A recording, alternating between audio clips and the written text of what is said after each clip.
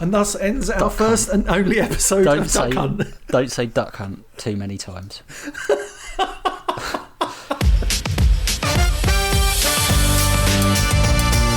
Hello, you are listening to Off Radar with me, James Smith. Me, Neil Brock. And me, James Eatock. It's a movie podcast. We can do characters that fly and shoot laser beams and do woo. Beneath all of that, it's all about friendship. Playing the drums until his hands are bleeding. Each week, one of us picks a movie that all three of us either haven't seen in many years or in some cases haven't seen at all. We each head off and watch the chosen movie, return to the microphone, then waffle about it for your listening pleasure. Furthermore, if you want to join in and suggest a movie for us to watch, why not tweet us at Off Radar Podcast or email us on offradarpod@gmail.com. If you like what you hear, please subscribe, share and review. It really helps getting the pod out there.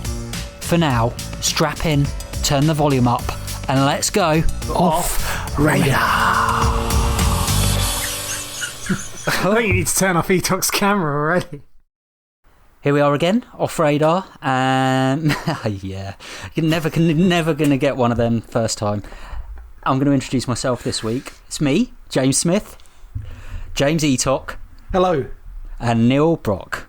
Hello. And we call him Nige. And if you want to find out why, you can go all the way back to the 90s, 80s movie episode from Series 1 where we talk about that. I don't think we ever got to the bottom of it. We did talk about it. We talked about it. Maybe you cut it out because it was just a terrible, terrible story. Okay. So it's probably for the best. Well, okay. Well, it's still unknown why we call you Nige.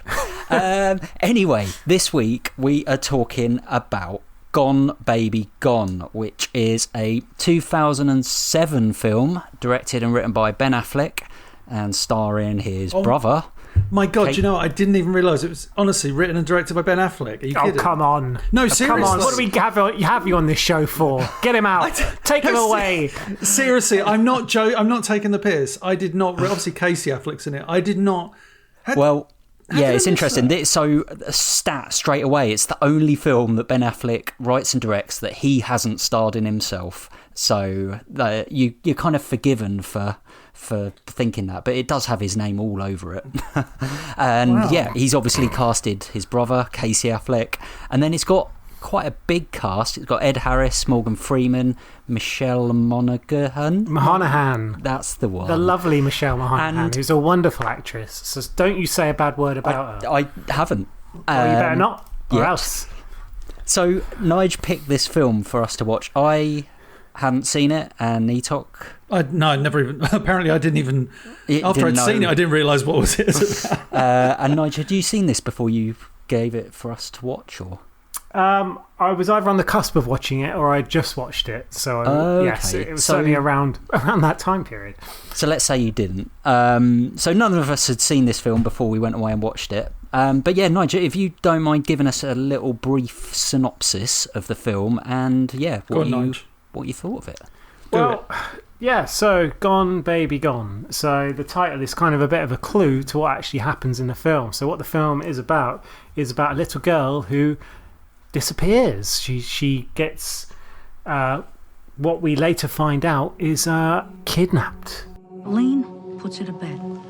She goes across to Dottie's, then she comes home and Amanda is gone. Who would take my little girl? She never hurt anybody. A 4-year-old child is on the street. If we don't catch the abductor by day 1, only about 10% are ever solved. This is day 3. And the film basically largely focuses on, as Smith mentioned earlier, Casey Affleck's character and Michelle Monaghan, who are hired as private investigators to help the Boston police, that's the worst accent ever, Eatock will give you a good one in a minute, in trying to locate this girl. And rather than being your kind of conventional nuts and bolts, kid is kidnapped, you have people looking for all the twists and everything that comes with that, like fairly generic, there's quite a bit more that kind of goes on. So there's the fact that Casey Affleck is from Boston himself. He's got a lot of sort of friends who are kind of like up to naughty things, shall we say, drug dealers and all that kind of things. Yeah, he knows the streets, basically. He has that kind of insight that your general cops wouldn't have. And probably the craziest turn in this film is actually by the actress Amy Ryan, who most of you are probably familiar with from The American Office, and she plays essentially this woman's mother in this like really sort of grimy Boston actress kind of way, real towny sort of. In this country, you might have referred to her in the 90s or noughties as a chab or a scally or something like that. So yeah, like really not a very pleasant person. The best phrase is trailer park trash, right? That's the all-encompassing. Yeah, absolutely. And like her no best friend, offense to our listeners from trailer parks. No, absolutely. Or that are trash. All that trash. Because we certainly are. But and even her best friend in the film was actually someone who was cast because she was on the movie set making such a ruckus. Ben Affleck was like, wow, she's amazing. Let's get her in the film. And that's simply how she was cast. And Amy Ryan as well, when she walked onto set, was actually stopped by the security, like, you can't come in here. This is for actors only. Because they had no idea. She was so convincing in her role. But anyway, so I've got a bit sidetracked. Essentially, the film you follow Casey Affleck and Michelle Monaghan's characters into this situation to try and recover this girl. Things go a bit messy. Morgan Freeman's character is heavily involved as like the police captain who lost his child a few years earlier, so kind of it's very raw for him, and he's someone who absolutely 100% wants to find this child. You've got Ed Harris, who's one of two sort of cops who are assigned to the case, who work closely with Casey and Michelle Monaghan's characters. Do you know Cheese? Knew his brother better, Jude. He was a sweet kid. Cheese went another way. He wouldn't hurt her, right? That's great. All right, listen, all he cares about is his money. If he gets it back, he's not gonna hurt Amanda. Just keep your mouth shut, okay? We'll get it back. It'll be fine. You're gonna talk to him? Yeah, that's the idea. Well, tell him I'm sorry, right? I mean, he knows me. Just tell him I apologize. I'm sure that'll fix everything.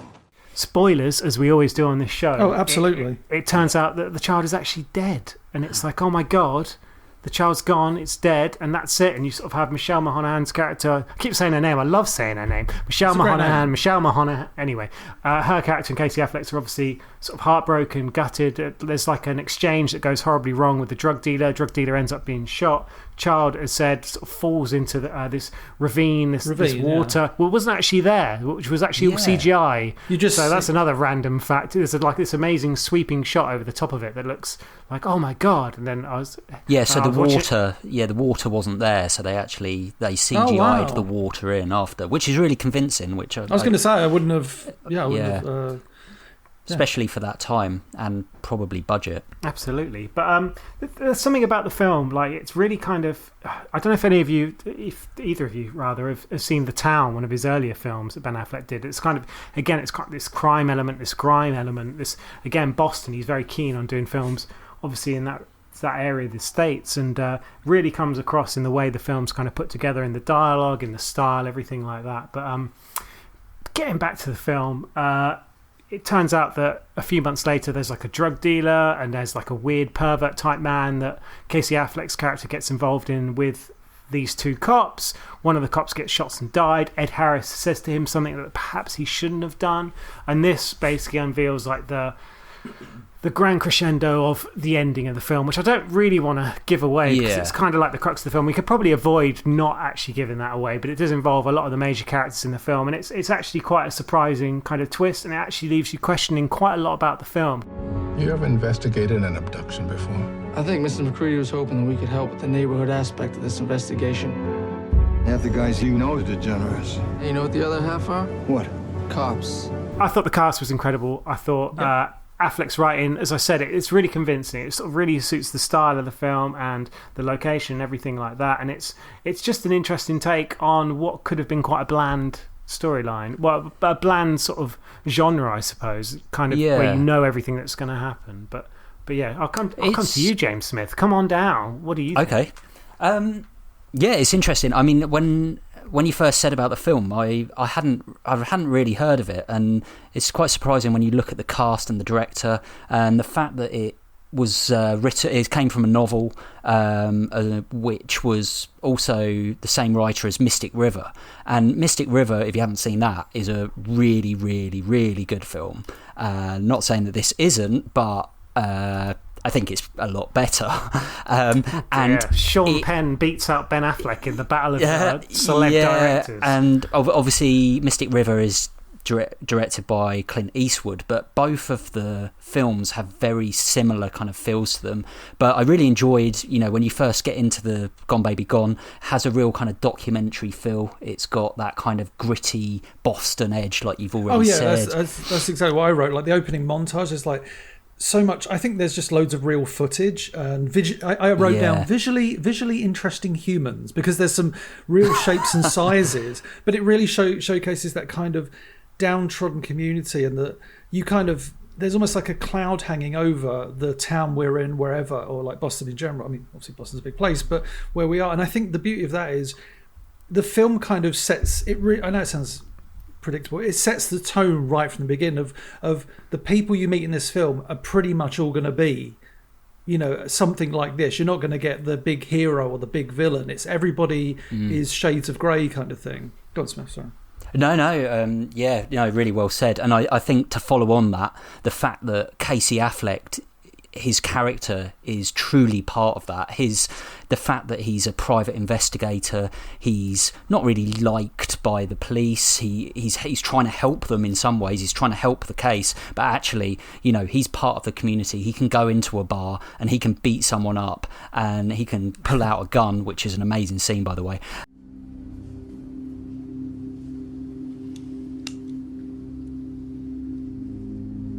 Open that door, Rummy. Open the door, Mike. Now.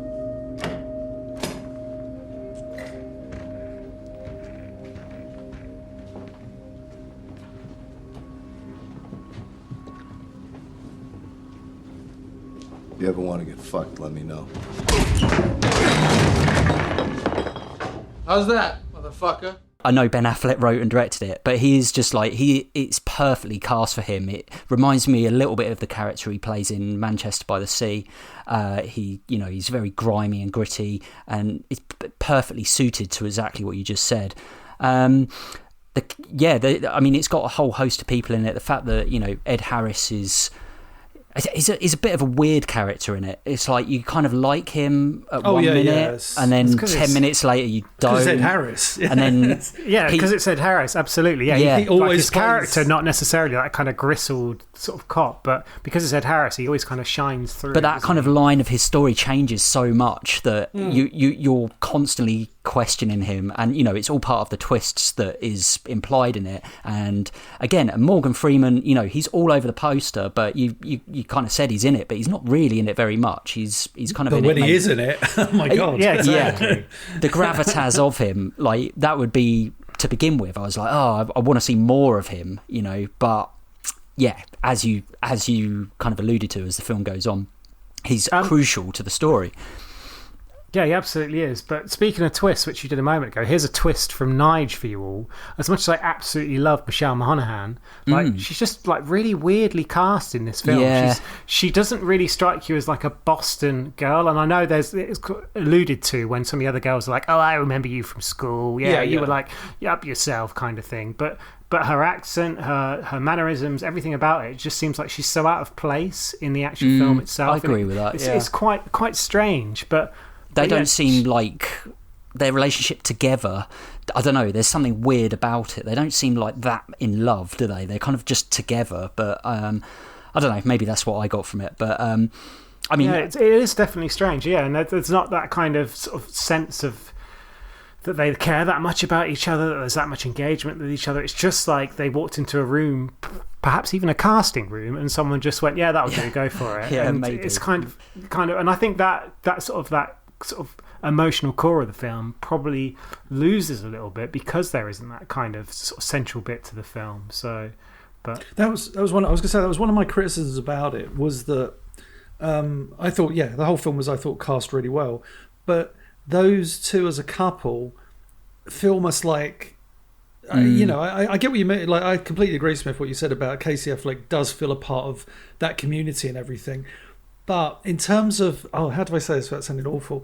They're so good looking, the pair of them. Yeah, they're kind of like, they are inevitably the people we follow in this movie. I know it sounds weird, but it's one of the things, and it wasn't like I was sitting there consciously going, but like Casey Affleck, I think brings it back a little because he is so entrenched in that kind of Boston community, and as like you said, Smith, like he's such a part of kind of everybody's like everyone knows him. It's like, oh, it's that guy, and da da da da.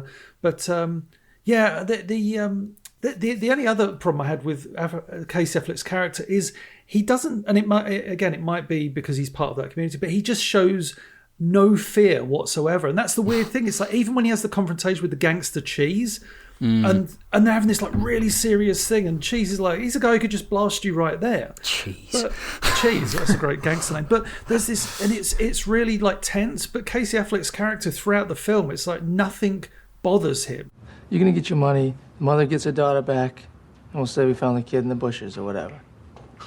It's either this, real quiet, or it's 1,000 fucking cops kicking your door in, putting their fat knees in your neck. It just felt that they were kind of you couldn't do anything to faze them. Yeah, emotionally you could. Don't get me wrong. Like one of the bits in the film when he goes up to the guy who's been fiddling at the young boy that went missing in the second part of the film. He goes in the bathrooms. This is, I mean, it's not really a spoiler. He goes in the bathroom, sees a dead child, comes out, and the guy's like, the kiddie fiddler's like, no, please, just shoots him, and it's like, whoa.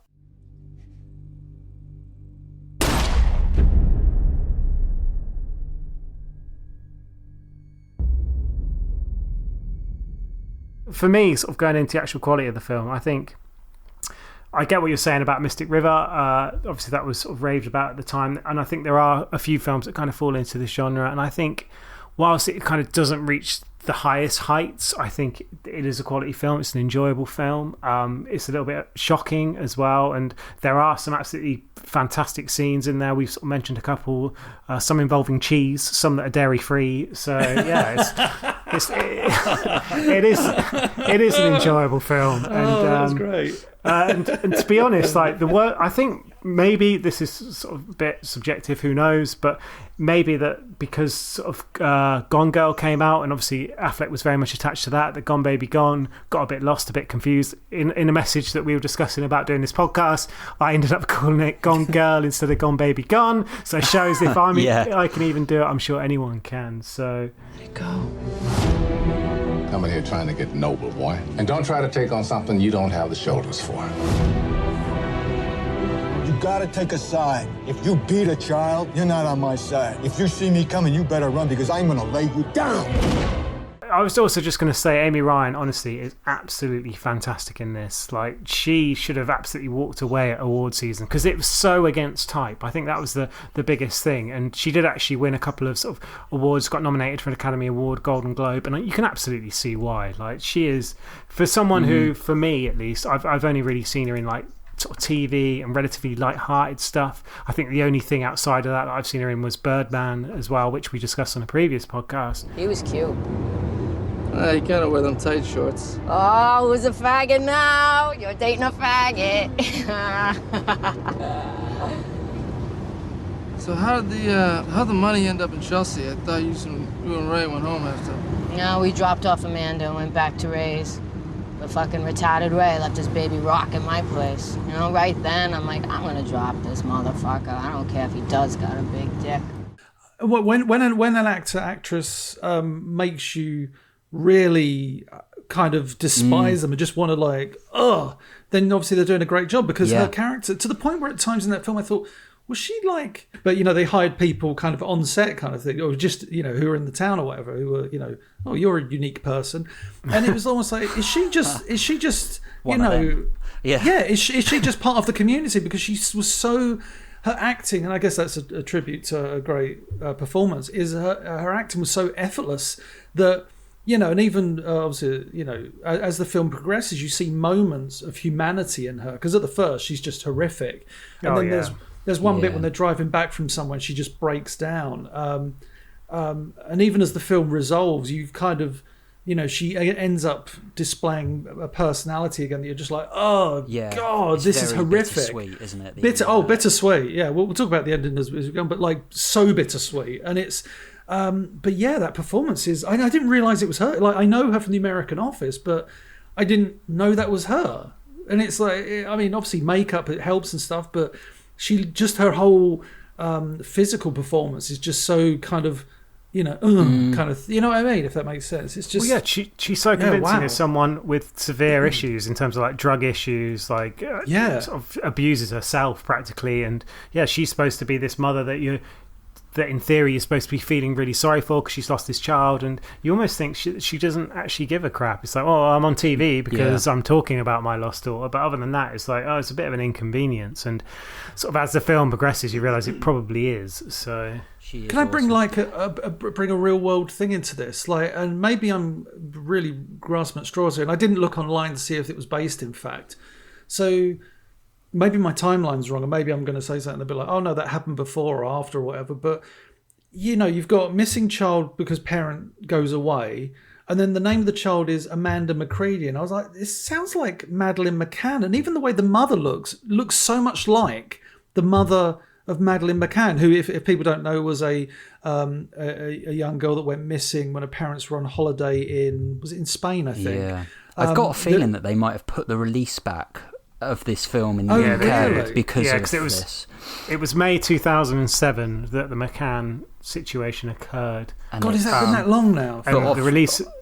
Sorry, go on, Smith. No, I was just going to say, but obviously this was a book before this was written, so I don't think anything is actually based on it, but I think, just the fact that the story is very similar. But then again, they put that Mr. Bean episode, Mind the Baby, Mr. Bean, back about 6 months as well at the time. Which was that was after James as far Folger. As you're concerned. Okay.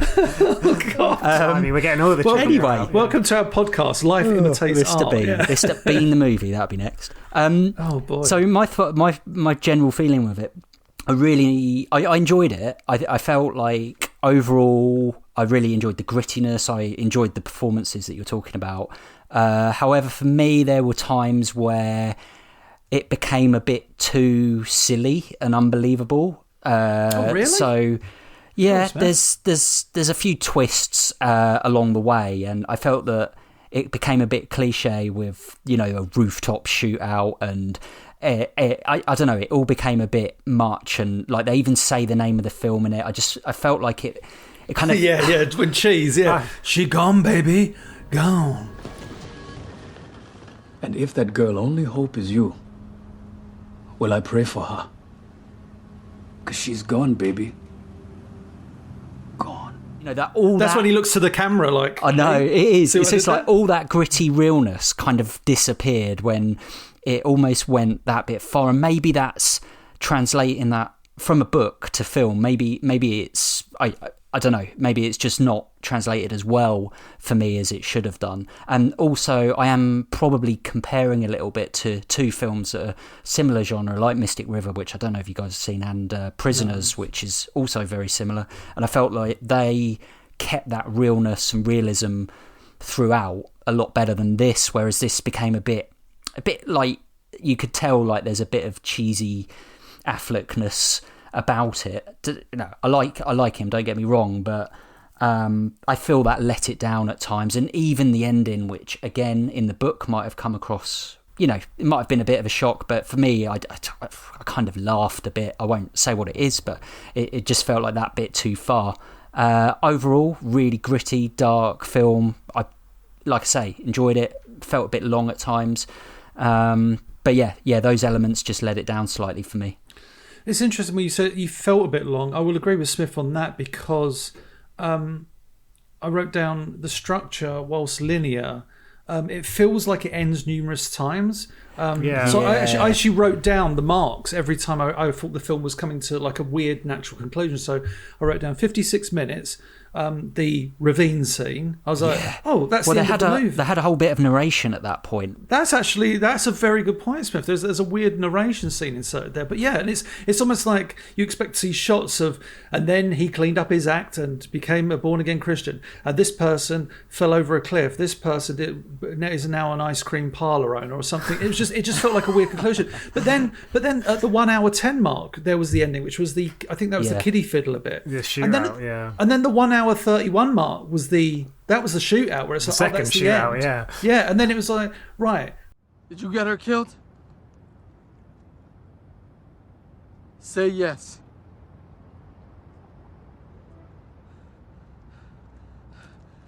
Say yes! say yes! What are you gonna do, shoot him?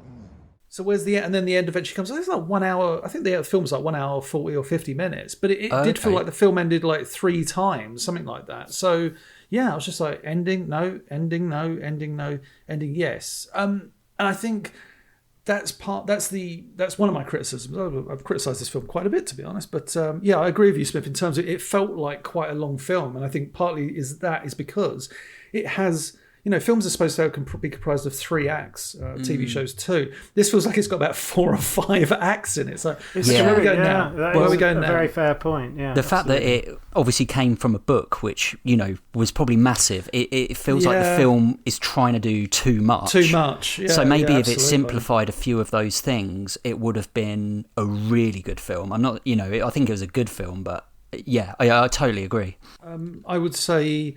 I thought Morgan Freeman, like I know he's in it briefly, but when he appears on screen, like his first interaction was when he walks into the apartment. I think he's investigating the child's room kind of thing, and Casey Affleck's already in there, and it reminds you like why he's such a bloody good actor, because I know it's the least surprising news of the year, but Morgan Affleck. Least surprising news of the year. That is the twist, Morgan guys. Affleck, yeah. Morgan Affleck. So on the set, Casey Affleck and Morgan Freeman they have sex and have a little child. Yeah, have a little one that goes missing. But yeah, he's so good. He's so good in the film, though. Morgan Freeman. He's on screen. It's like, oh my goodness, and he has that scene where he's kind of briefing everybody. And it's just, he's so incredible. And the twist, honestly, I did not see coming. Like, usually, not to be Mr. Clever Dick, but, you like to think sometimes, I can see where this is going. Or with this film, I did not see that twist coming. I'm like, where's he going? Then he goes to the house, and then that happens. You're like, oh, I did that thing where I almost like wanted to reach out to the TV and shake it and go, what's happening? but the hints are there already. Like, but you talked about it earlier, like, guys, what I love is that this film, the only real good guys, and I use that in quotation, are Casey Affleck and Michelle Monaghan. So, how'd you say it, Nige? Michelle Monaghan. Monaghan. No, you don't pronounce the G. Don't pronounce Monaghan. the G. Don't pronounce the G. This is where I find out I've been pronouncing it wrong all this time. Yeah, she's like, it's Michelle M. But yeah, they're the only people that seem to be relatively okay-ish good guys, but not squeaky clean. But I would say her more so than him. So her more so than him. But I do love that about the film, is that I said earlier, like the characters have all got shades of grey. You're just not sure who's what, and then even the ending, like you want to talk about a film where you sit there and you go, what would you literally sit there and go, what would I do in that situation? Who is truly right? Because surely, I feel like we should talk about spoilers on this, because people should have watched this before. But I think we've gone far enough now. Like, we've said enough that we can actually go through with it. If you haven't seen it yet, watch the film, because the ending is at least worth your investment in watching everything that came before it. But yeah, they get Casey Affleck gets to the house because he's already suspected everything, and out of the house runs the missing girl who he thought was dead in the ravine, who was stolen from the mother, and it turns out that the cops were kind of all in on it. And they were trying to do something good, but in order to do something good, they had to do something very bad, which was take a young child out of a very abusive home, take her out of that, and be in a loving, caring home with Morgan Freeman, his wife. So Ed Harris, replacing their lost child, which they replacing their lost child. Previous, it was that's the thing, and I know it sounds stupid. Like, even the clues were there. He talks about his child that was killed, and you're just like, oh my god, because it's so far fetched, isn't it? Like, you would never expect those type of characters to do something like that. You have any children, Miss Gennaro? No, sir. My only child was murdered. She was 12. Did you hear about it? What you probably didn't hear, and what I hope you never have to deal with, Mr. Gennaro, is what that feels like, what I have to deal with. Knowing that my little girl likely died crying out for me to come and save her. And I never did. My little girl died afraid and alone in a shallow ditch bank at the side of the road, not 10 minutes from my house. I know what it feels like to lose a child. you look at these characters like Ed Harris, the husband of the brother of the mother's child, right? The guy with a big wicked handlebar moustache. Yeah. He was the one that kidnapped the child. Technically, gave her to Ed Harris. Because he was friends with Ed Harris. They take off. The child ends up in a home, and you see those moments like where Morgan Freeman is embracing the child, and the child is clearly like, doesn't know really too much about the whole situation, but she knows enough to know that she's loved by two people. You can tell that the parents love her so much, and what they're doing is completely wrong, obviously. But you know that what the child is going to go back to is almost like, oh my God, what's worse, kidnapping or going back to something where your child could end up as a complete chav, or not even could. There's a strong possibility. It's a strong possibility. It's more likely than not. But what I loved about that end bit was you did see that, a spoiler again, as we're obviously in that territory now, you see Casey Affleck and Michelle, I'm going to call her, separate because she says, please don't, she has that moment where she's, we're the audience all making this decision ourselves.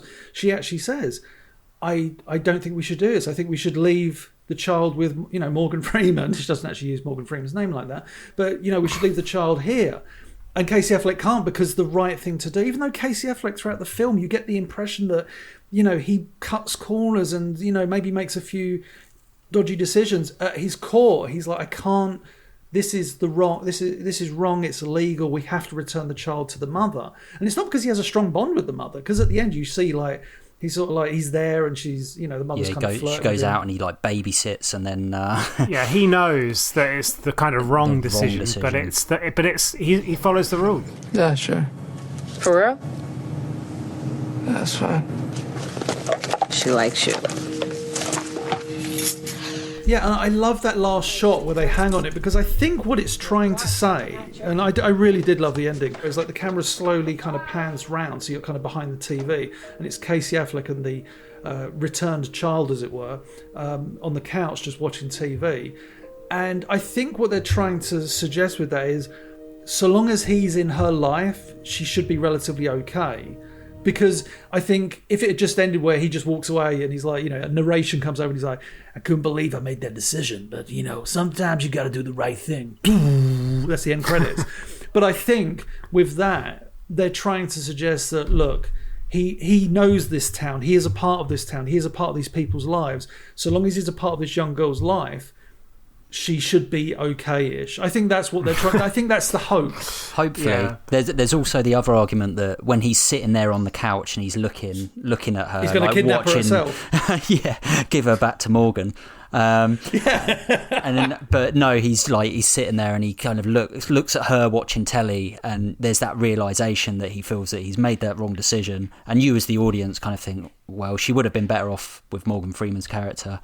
And you don't know what her life is now going to look like, because the mum has clearly not changed. And earlier, like you said, there was a point where you feel like the mum might change, and that's why his decision was made kind of clearer to give that girl back. Now, the film could have ended, that Morgan Freeman bit could have ended with like a hand going up to him or something like that, and like a kind of almost like an Inception end, so you don't actually get that resolution, so you're left hanging.